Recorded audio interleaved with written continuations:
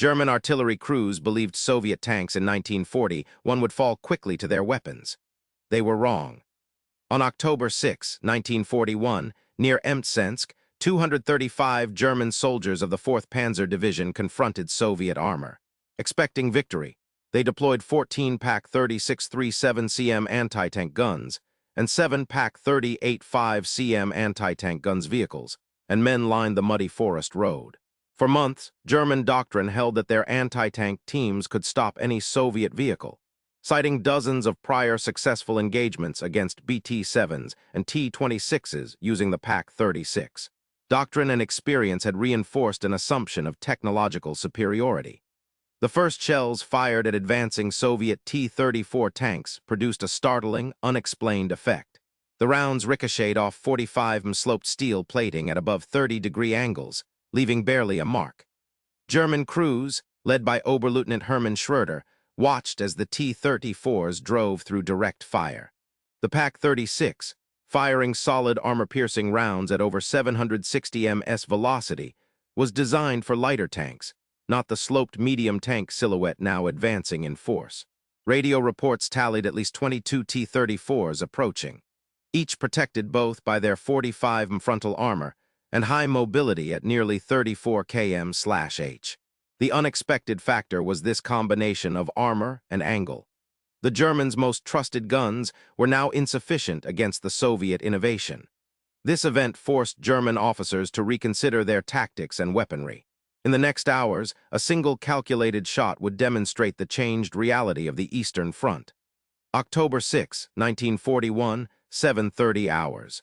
Oberleutnant Hermann Schroeder of the 4th Panzer Division coordinated the defense outside Mtsensk, 19 kilometers southeast of Oryol, along the low, muddy tree line bordering the Oka River's floodplain. Generalleutnant Georg-Hans Reinhardt, commanding XXXXI Panzer Corps, ordered the division to hold the road and prevent Soviet armor from breaching a 2-1-kilometer gap.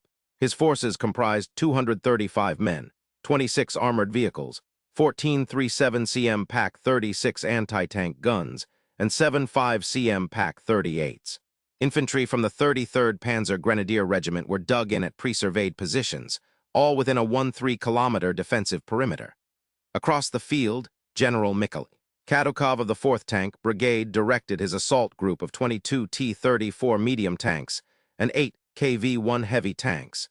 His force used the thickets for cover, approaching via a shallow ridge 900 meters north of the German line. Soviet gun crews manned 76. 2 F-34 tank guns and 7 62 DT machine guns, each vehicle crewed by 4 men. The T-34s sloped 45 frontal armor and 500 horsepower V2 diesel engines provided superior protection and maneuverability, outmatching German weaponry at most engagement ranges. German planners anticipated another swift victory, relying on the PaK-36's 660-meter effective range and previously successful tactics used against earlier Soviet tanks. Previous reports from the Smolensk pocket, detailing dozens of knocked-out T-26s, had built confidence that existing anti-tank doctrine and weaponry would prevail in open country. Visual range on this foggy, wooded terrain averaged just 550 meters. However, the T-34's armor profile and the wet, adhesive soil of the floodplain created unanticipated challenges. Reconnaissance on October 5 had shown tank tracks, but underestimated the thickness and angle of Soviet plating, and failed to account for the increased closing velocity enabled by the terrain's slight downward slope. This prevented proper sighting and delayed adjustment between salvos. Reports from aerial observers at 600 hours on October 6 indicated increased Soviet tank movement, but underestimated numbers and failed to distinguish T-34s from lighter BT-7s at distance. The thick fog, with ground visibility limited to 450 meters, and air temperature at 4 degrees Celsius concealed movement until moments before the attack. What happened in the next 3 hours would determine the fate of the Mtsensk defensive line and shape German anti-tank doctrine for months to come. At 7:40 hours, the first Soviet T-34s appeared at the edge of the clearing. Crew of the 3rd Platoon, 14th Anti-Tank Company, led by Lieutenant Karl Becker, opened fire at 650 meters with the 37cm PaK-36. Each man wore standard M40 field uniforms and carried 9 kg of equipment, including Kar 98K rifles and gas mask canisters. The forest edge measured approximately 820 meters across, offering limited visibility and only 2 viable firing lanes. Soviet Commander Captain Yuri Astakhov directed T-34 No. 224 toward the main road. His tank's F-34 gun firing high-explosive rounds at German positions. Each T-34 packed 77 rounds on board and advanced at 32 km/h. Shells from the Pak-36 struck the frontal armor at 610 meters, but failed to penetrate the armor's 45 m thickness, angled at 32 degrees deflected shots easily. By 800 hours, German casualties had reached 19. The defense line had been forced back 310 meters, and 3 Pak-36s were destroyed or disabled. Meanwhile, at a western flank position, Feldwebel Otto Lenz's squad experienced a jam in a Pak-38 after the 11th round, reducing their effective anti-tank capability by 14%. This forced repositioning under direct fire. At 8:12 hours, Oberfeldwebel Hans Richter, signals officer at Company HQ, intercepted a Soviet message indicating the left defensive flank was exposed, prompting Schroeder to redirect a reserve section. On the Soviet side, radio operator Sergeant Pavel Orlov reported seeing smoke from 2 burning German trucks, unaware of the faltering Pak-36 unit's true condition. Wind speed measured 11 km/h, and temperature remained at 4 degrees Celsius, increasing smoke dispersion and reducing accuracy at range. At 8:17 hours, a Pak-38 fired an armor-piercing round at 430 meters, finally breaching a T-34 side hull. The 5 cm projectile's higher 835 ms velocity, combined with flank angle, allowed penetration. Oberleutnant Schroeder then ordered a focus on flanking and heavier fire. By 8:30 hours, German losses totaled 25 men, and 5 guns were out of action. But at 8:32 hours, a coordinated Soviet advance from the northern tree line began that would prove decisive. At 8:34 hours, Unteroffizier Erich Mahler of the 33rd Panzer Grenadier Regiment spotted the leading Soviet T-34 at just under 400 meters. Using a pair of Dienstglas 6x30 field binoculars, Mahler radioed that 4 Pak-36s and a single Pak-38, now operating on reduced ammunition, had direct line of sight to the target advancing at an estimated 29 km/h. The Pak-36 crews, led by Lieutenant Karl Becker, promptly fired 3 armor-piercing shots each at T-34 No. 228-9 rounds in total at velocities of 760 ms. Each round struck the frontal glacis plate at a 32-degree angle. Not a single shot penetrated. Mahler recorded impacts with minimal deformation on the Soviet tank's armor, while 3 rounds ricocheted visibly into the mud 50 meters behind. Officers present logged shell impact locations and noted imprints left on the 45 mm sloped steel. Their weapons' effectiveness long assumed at 650 meters against Soviet armor had dropped to 0 at less than 400 meters on the new T-34 model. Tactically, this meant the German defense's primary anti-tank weapon was ineffective at standard engagement distances.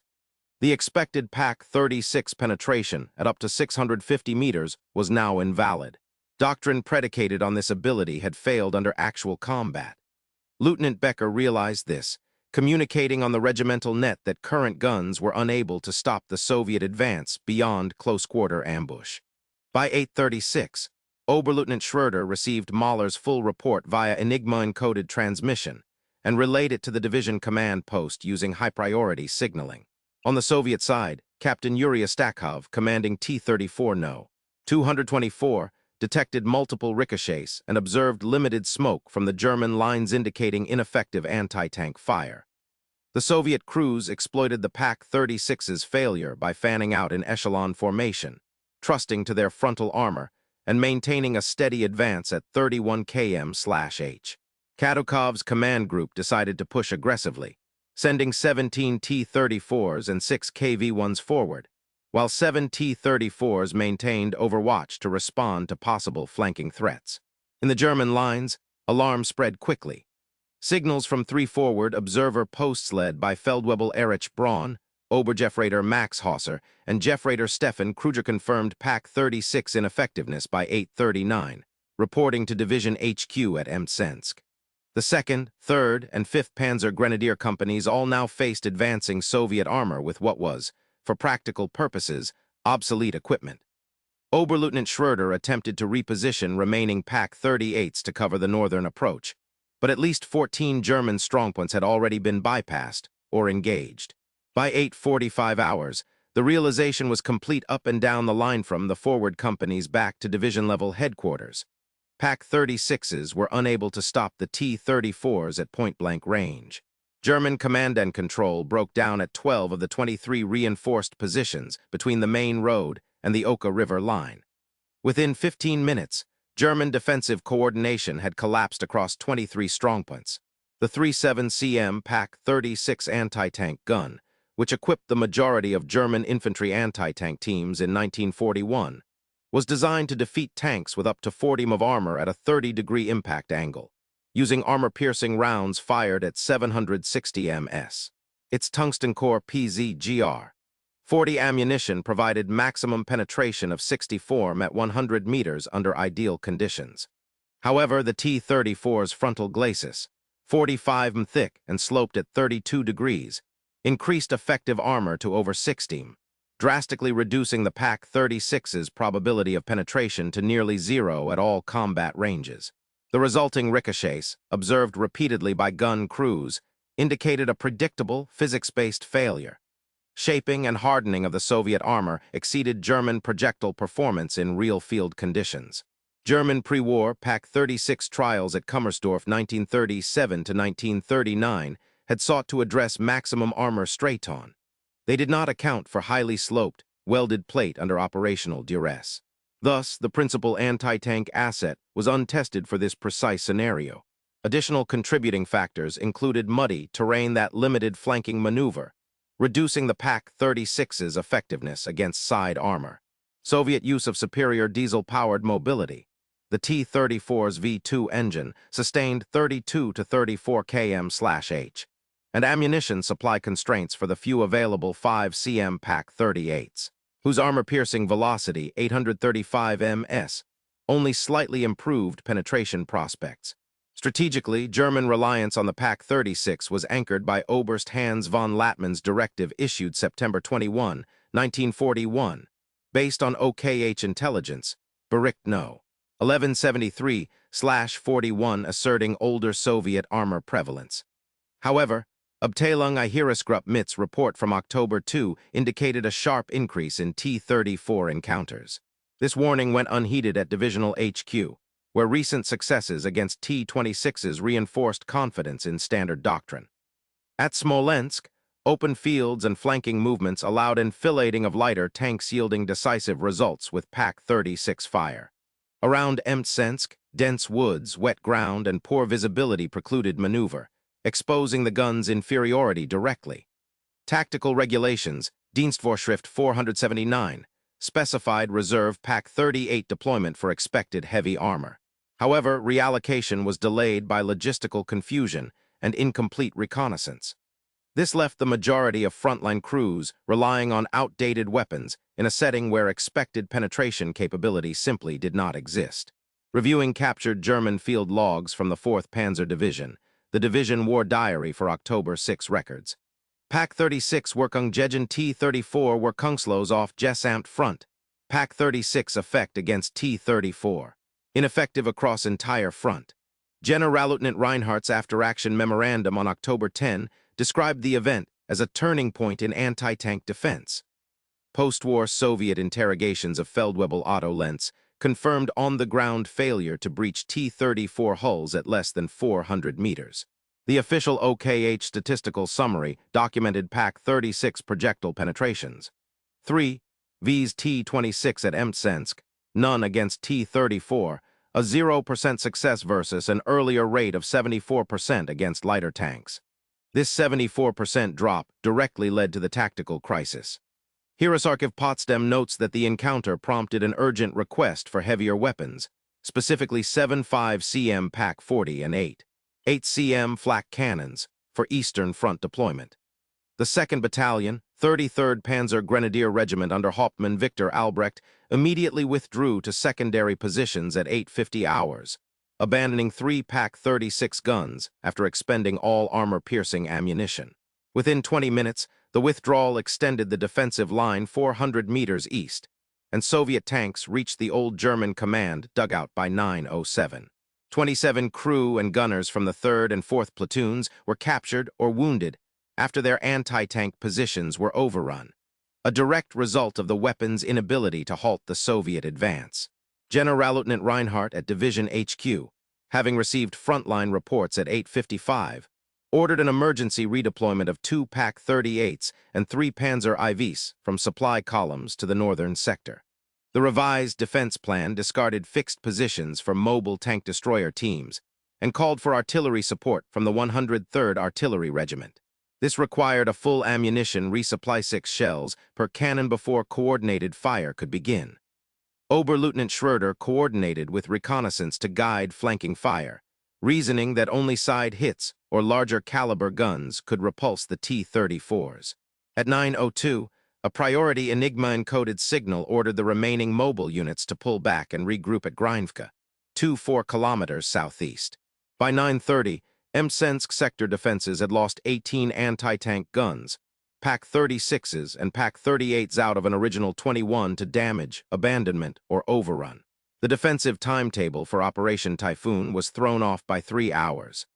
Actual German casualties for this engagement, 41 killed, 58 wounded, were almost double the staff projection of 56 total losses and attributed entirely to the sudden failure of anti-tank defense. OKH records indicate that this forced a halt in divisional advance orders for the following day, shifting the broader offensive schedule by at least 24 hours. Post-war analysis logged these changes as responsible for over 130 additional casualties and a full 2-day delay in seizing the Oka River crossing. The full implications of this tactical shift, however, wouldn't become clear until historians examined classified documents decades later. Documents recovered in 1983 from the Bundesarchiv revealed Feldwebel Otto Lenz's personal field notebook, detailing his ordeal on October 6, 1941. Lenz, serving with the 4th Panzer Division, wrote on the afternoon of the engagement, "We fired every PZGR, 40 round we had, shells bounced like stones. Panic overtook the crews." This conflicted with the division's official report, which maintained that Pak-36 guns were used with discipline and maintained morale. The notebook remained hidden due to immediate post-battle censorship of morale reports, only surfacing when Bundesarchiv materials were declassified in 1983. Supply records from the 33rd Panzer Grenadier Regiment, logged October 5 and 6, show a severe ammunition shortfall. While 1,200 armor-piercing rounds were officially requisitioned for the 3 frontline platoons, the actual allotment delivered was just 670, barely 56% of demanded levels. Quartermaster Hauptfeldwebel Georg Ruhel reported missing shipments to regimental HQ, but rail congestion west of Oriol prevented resupply. This left Pak-36 crews with only 17 rounds per gun on average, sharply limiting their ability to respond once the T-34s advanced in strength. The October 7 after-action report to Heeresgruppe Mitte stated that German guns at Mtsensk destroyed 9 Soviet tanks and suffered 35 casualties. However, captured Soviet strength returns from Kadukov's brigade, dated October 8, recorded only 3 total tank losses in the sector that day. Medical records from the German 4th Panzer Division noted 41 killed, 58 wounded, a 57% higher casualty total than initially claimed. Historian Stephen Walsh's 2004 reassessment using war diary entries explained discrepancies stemmed from deliberate undercounting due to morale concerns at Army HQ, revising loss figures upward. While divisional staff focused on anti-tank deployment along the main road, infantrymen in flooded forest positions faced waterlogged trenches. Private Franz Weber, 5th Company, improvised protection by reinforcing dugouts with felled saplings, layering branches atop earth to deflect shell splinters. Interview data from 74 veterans confirmed this was a common pattern. The official doctrine, which still mandated open-field foxholes, proved unworkable in the flooded Oka lowlands. Soldiers innovated despite regulations, which remained unchanged until winter. Weather logs from Luftwaffeüberdienst Orel for October 6 reported air temperatures at 4 degrees C, winds at 12 km/h, and morning fog that limited visibility to under 400 meters. German plans assumed visual contact at over 600 meters, but fog and damp soil cut line of sight by 33%. The Pak-36 was rated for accurate fire at up to 650 meters, but in these conditions, fall-off began at 350 meters. Only in later post-war Soviet tank trials 1949 did analysts confirm that most German shots missed high or deflected due to unanticipated environmental factors. These overlooked details aligned with evidence historians found in declassified divisional correspondence and Soviet post-battle technical inspections. Post-war analysis completed in 1949 by West German military historians concluded the Mtsensk engagement demonstrated a temporary disruption in German anti-tank doctrine, attributing the failure to unexpected Soviet improvisation and harsh terrain. Paul Carroll's 1958 account in Hitler Moves East echoed this view, stating German equipment generally proved adequate with correct tactics and aiming. The official Bundeswehr military history published in 1963 reported, losses were within expected parameters. Equipment performance was rarely to blame. For nearly 2 decades, this interpretation remained unchallenged, as most after-action reports relied exclusively on surviving German records. Many archival sources, including casualty logs and ammunition inventories, remained sealed, and access to Soviet operational documentation was strictly limited, constraining historical analysis.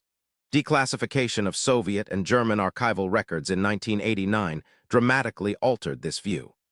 Historian David Glantz's 1998 examination of newly accessible Red Army files revealed far lower Soviet tank losses and significantly higher German casualties than previously recorded. Technical field logs cited in these archives stated, Pak-36 rounds failed against T-34 armor at all but point-blank range, overturning several earlier assumptions about weapon performance. Comparing Mtsensk with the earlier battle at Smolensk. At Smolensk, dry ground and open fields allowed German flanking, producing 63% effective Pak-36 hits. At Mtsensk, waterlogged ground and fog limited mobility and visual range, resulting in an effective hit rate of less than 14%.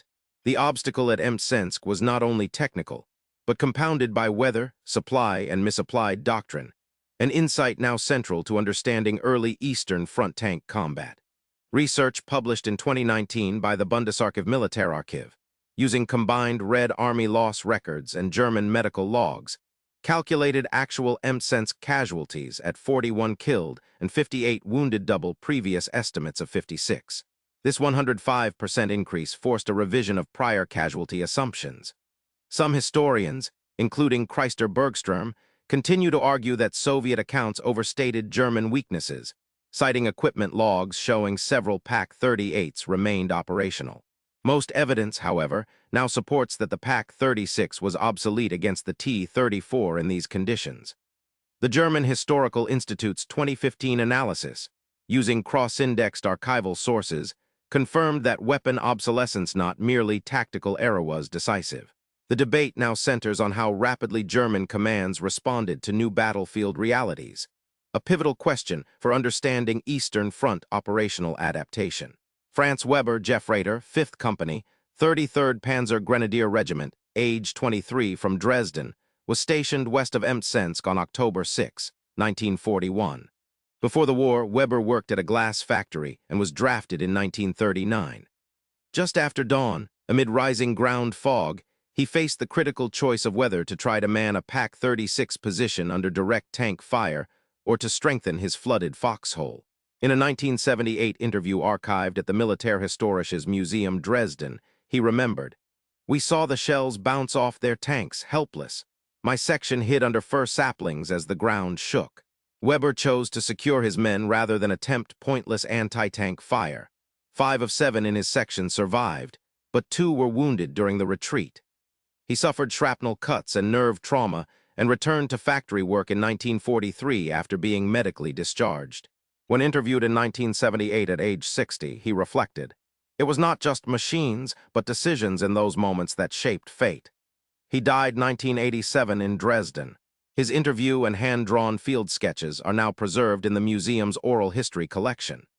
Nikolai Biryukov, junior lieutenant, 4th Tank Brigade, experienced the Mtsensk battle as a T-34 commander confronting Pak-36 fire.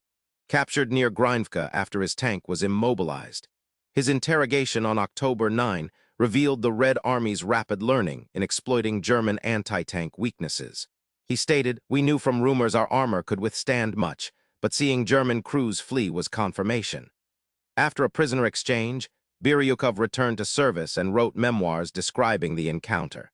His account corroborated German confusion about T-34 vulnerabilities, but insisted Soviet losses were minor, contradicting German staff claims of major tank kills. Elena Petrova, field nurse, 4th Tank Brigade Support Unit, was caught in the rear as the Mtsensk fight forced a hasty withdrawal. She endured heavy bombardment while evacuating wounded through flooded meadows to a makeshift aid post. Medical files from 1942 diagnose her with chronic anxiety and hearing loss. Records show she was one of 87 Red Army medics similarly affected at Mtsensk. By 1947, she partially recovered and became a wartime memoir author and advocate for women veterans. Her testimony, published in a 1964 medical history, influenced Red Army field medicine protocols for PTSD by highlighting unique combat stressors.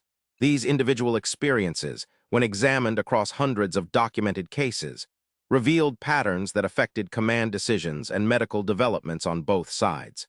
Within 90 minutes of the Pak-36 gun's failure on October 6, 1941, the defensive line outside Mtsensk collapsed. Generalleutnant Georg Hans Reinhardt at the divisional command post received field reports at 8:55 and within 10 minutes altered the defense plan. Mobile reserves to Pak-38s, 3 Panzer IVs, and the 103rd Artillery Regiment shifted to cover a 2-4-kilometer axis at Grindvka. This emergency order affected over 480 troops spread across a 3.1-kilometer front.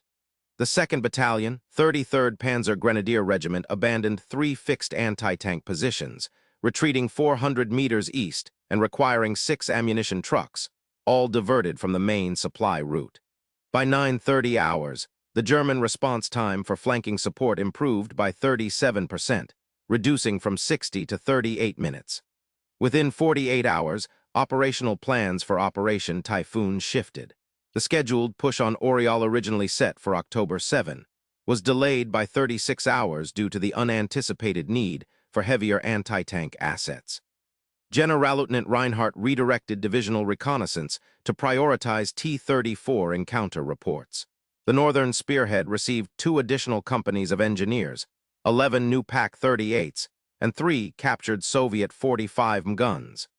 This reinforcement came at the expense of a reduced offensive against Belyov, shifting 150 personnel and 18 vehicles from that axis.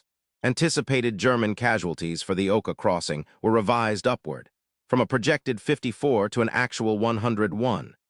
This 87% increase was directly attributed to the Pak-36's ineffectiveness and the required tactical adjustments.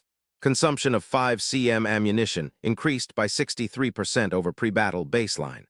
By November 3, 1941, the outcome of the broader Moscow campaign was altered. The Oka River crossing at Mtsensk, originally forecast for October 10, was not secured until October 13, a delay of 3 days. This postponement prevented the simultaneous launch of the Orel-Kaluga pincer. The supply corridor to the 2nd Panzer Army's southern elements remained contested until November 2. This staggered access impacted at least 4 subsequent operations, delaying key offensives by 1 to 2 days. After-action reviews led to the relieving of Oberleutnant Schroeder from frontline command on October 12, while 5 officers received commendations for improvising under adverse conditions. By December 1941, the Wehrmacht codified a tactical shift mandating immediate withdrawal of Pak-36 units on heavy tank sightings across 8 panzer divisions. The Eastern Front campaign timeline was consequently altered. Operations toward Tula, scheduled for mid-October, commenced instead on October 20, representing an 8-day delay. The Red Army maintained control of a 17-kilometer sector south of Mtsensk until October 21, instead of the anticipated October 13. As a result, 6 batteries of 10.5 cm La FH-18 howitzers became available for the defense of Kalinin by October 18, altering artillery allocation for the entire sector. For the winter campaign, staff planners had projected German lines at Orel by November 1, but records show this objective was realized a full 12 days later.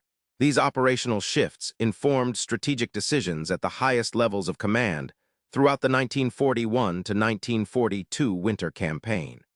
Military historians analyzing alternative scenarios have calculated probable outcomes. If the failure of the Pak-36 against the T-34 at Mtsensk on October 6, 1941, had not occurred, the Allied timetable for securing Oriol would have advanced. Operation Typhoon's southern drive could have begun by October 9, approximately 6 days earlier than the actual October 15 start. This estimate is based on the logistical necessity of resupplying heavier anti-tank and artillery equipment, which would have been unnecessary had existing doctrine sufficed. Historian David Glantz's 2003 study projected that, without the crisis caused by Pak-36 ineffectiveness, German casualties during the Oka crossing would have been an estimated 40 to 60 lower, correlating with an 82% reduction in exposure to Soviet armored counterattacks absent the T-34's armored immunity. Soviet-held territory around Mtsensk would have remained under Axis control until at least November 1941, a delay of 3 weeks compared to historical outcomes, if German forward movement had not stalled. This assessment incorporates quartermaster reports and analysis of Soviet armor movements from archival Soviet tank logs. German forces would have retained the ability to reinforce Kaluga by late October, potentially impacting the subsequent outcome of the Tula defensive line. Comparing Mtsensk to other early Eastern Front tank battles, the Mtsensk engagement involved over 2,200 troops, 22 T-34s, a 4.2-kilometer front, and resulted in a 3-day operational delay. The Battle of Smolensk, July 1941, had 350,000 troops over 90 kilometers and advanced the German line 130 kilometers, a major success for pre-T-34 doctrine. At Bryansk, 46,000 Axis troops engaged over 12 days, advancing 45 kilometers but suffering nearly 8,000 casualties. Staff colleges at RUSI and the Bundeswehr compare Mtsensk to Smolensk to illustrate doctrinal inertia. At Mtsensk, 37% of divisional anti-tank assets were rendered obsolete, while at Smolensk, only 11% required replacement. Historian Stephen Walsh's 2004 analysis ranked Mtsensk as the second most decisive anti-tank encounter out of 9 early Barbarossa engagements, based on operational delay, doctrine change, and asset attrition. The academic assessment holds that Mtsensk marks a clear doctrinal inflection. The Bundesarchiv Militärarchiv's 2019 review found that rapid reallocation of forces and material at Mtsensk exceeded all prior Barbarossa-era adjustments. David Glantz's survey of German and Soviet staff records shows broad agreement that weapon obsolescence, not mere tactical oversight, forced an immediate adaptation. The principal debate remains the rapidity of the German response. Bundeswehr historians note that within 6 weeks, 8 Panzer divisions adopted the new withdrawal protocol. Newly released Soviet planning documents, Russian State Military Archive, 2016, confirm earlier German reports that tactical doctrine changes originated with the division-level crisis of October 1941. The scholarly consensus: the Mtsensk event was decisive due to measurable delays in territorial gains, increased casualties, and rapid command adaptation, all uniquely evidenced in after-action and supply records. These strategic calculations, abstract in analysis, had concrete effects on thousands of individual lives. Franz Weber, Jeffrader, 5th Company, 33rd Panzer Grenadier Regiment, held a forward foxhole near Mtsensk on October 6, 1941. After the war, medically discharged in 1943 due to shrapnel wounds, he returned to Dresden, resuming work in the glassworks industry. From 1968 to 1986, he volunteered as an archivist for the Militärhistorisches Museum Dresden, cataloging oral histories. In a 1978 interview with Dr. Ingrid Schenk, he recalled, "Watching our shells bounce off their tanks was the moment we realized the war had changed. Weber stayed in contact with 5 surviving veterans. His interviews and sketches are archived at the Militärhistorisches Museum. He died in 1987, age 69, in Dresden. The Mtsensk Tank Battle Memorial, unveiled October 6, 1986, stands on the original eastern defensive line near the Oka River. Its bronze frieze and preserved Pak-36 gun honor the 33rd Panzer Grenadier Regiment and 4th Tank Brigade. The annual October 6 ceremony draws over 2,000 attendees. The 50th anniversary in 1991 saw both German and Russian veterans participate. The Russian Combined Arms Academy uses the engagement as a case study in its Tactical Failure and Adaptation module. In 1942, the Wehrmacht codified the withdrawal and redeploy doctrine in Directive 314, affecting training in all tank and anti-tank units thereafter. The Bundesarchiv Militärarchiv preserves over 300 documents and 90 oral histories from the Mtsensk action. Tactical findings from Mtsensk shaped Cold War and modern doctrine. The principle that technical specifications must match operational reality directly influenced the design of the Leopard 1 main battle tank in 1965 and Soviet T-34 procurement doctrine. The U.S. Army War College's 2014 analysis highlighted how the Pak-36's failure underscored today's emphasis on rapid materiel upgrades and realistic field testing. The engagement revealed that command structures could bottleneck adaptation. This insight prompted NATO's 1989 command reform. The Mtsensk site hosts an annual battlefield workshop for over 7,000 visitors and military staff, sustaining direct educational relevance.